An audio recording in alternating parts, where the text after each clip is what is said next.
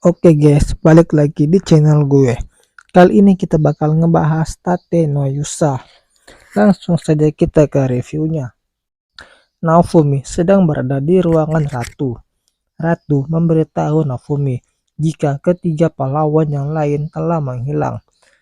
Mereka adalah pahlawan tombak, pahlawan busur, dan juga pahlawan pedang. Aku tak tahu harus berkata apa lagi.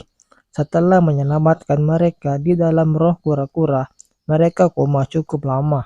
Tapi, setelah mereka sadar, kami menjelaskan apa yang terjadi. Lalu mereka tiba-tiba menghilang.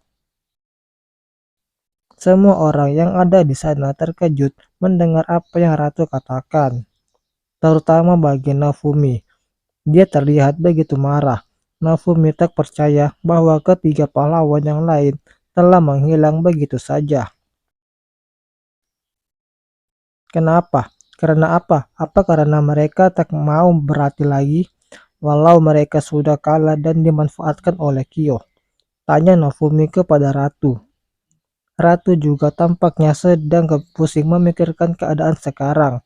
Ratu berusaha menutupi agar rumor ini tidak menyebar ke masyarakat luas. Karena jika kabar hilangnya ketiga pahlawan telah menyebar, pasti akan menyebabkan banyak kepanikan di kalangan masyarakat. Ditambah lagi sekarang sudah ada rumor yang beredar jika amukan kura-kura roh sebelumnya disebabkan oleh ketiga pahlawan. Ratu sudah mencoba untuk mencari mereka agar bisa dibawa kembali ke kerajaan untuk menghindari hal-hal yang tak diinginkan. Resia yang mendengar kabar hilangnya pahlawan busur, dia kelihatan sangat syok sampai membuatnya pingsan tak sadarkan diri. Resia itu sebenarnya dulunya adalah mantan dari anggota pahlawan busur, dan dia sangat mengidolakan pahlawan busur. Namun karena kemampuannya yang kurang hebat, akhirnya dia dibuang sama pahlawan busur. Scene berpindah. Raptalia dan Naofumi berada di luar kerajaan. Naofumi kembali teringat tentang perkataan dari Oz. Oz bilang kalau yang akan bangkit selanjutnya adalah seekor phoenix. Jujur saja, dengan kondisi saat ini, menurutku kami tak akan bisa menang. Akibat memakan kekuatan terlarang, status kami jadi turun 30% lebih rendah dari normalnya. Sedangkan negara lain juga kewalahan karena kerusakan yang kami sebabkan. Kami tak bisa mengandalkan mereka. Raptalia memberitahu Naofumi jika banyak demi human yang tersebar di kota. Mereka mungkin budak yang kehilangan masternya. Raptalia khawatir dengan kondisi mereka. Naofumi sepertinya memiliki rencana setelah mendengar perkataan Raptalia. Di dalam istana, Ratu membuat acara penyambutan kedatangan Naofumi dan juga kawan-kawannya, yaitu Philo, Raptalia, dan juga Resia.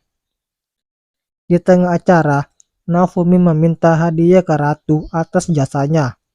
Jika kau tak keberatan menghadiahi pahlawan, ada satu hal yang kuinginkan. Aku ingin sebuah wilayah. Ratu menanggapi permintaan Naofumi. Maaf kalau tak sopan, tapi aku menduga kalau Naofumi sama tak pernah peduli dengan hal-hal semacam itu. Naofumi menjelaskan kepada Ratu alasan mengapa dia butuh sebuah wilayah. Aku bukan haus akan kekuasaan atau ingin jadi penguasa dan mencampuri urusan politik negara. Melainkan Naofumi ingin sebuah wilayah untuk mengumpulkan dana dan membuat pasukan militer pribadi agar bisa digunakan dalam keadaan darurat. Tak perlu tempat yang bagus, aku ingin tempat yang rusak parah akibat serangan gelombang, dan tempat yang bisa dibangun ulang, misalnya seperti desa kampung halaman Raptalia, ucap Naofumi. Ratu menyetujui permintaan Naofumi dan memberikan wilayah desa kampung halaman Raptalia kepada Naofumi. Area khusus untuk demi human yang dihancurkan oleh gelombang akan dibangun oleh sang pahlawan perisai itu sendiri. Bagus sekali, ucap ratu. Nafumi berencana untuk mengumpulkan budak demi human yang tersebar di kota dan menyuruh mereka untuk melakukan kontrak budak dengannya, agar bisa menciptakan pasukan pribadi budak.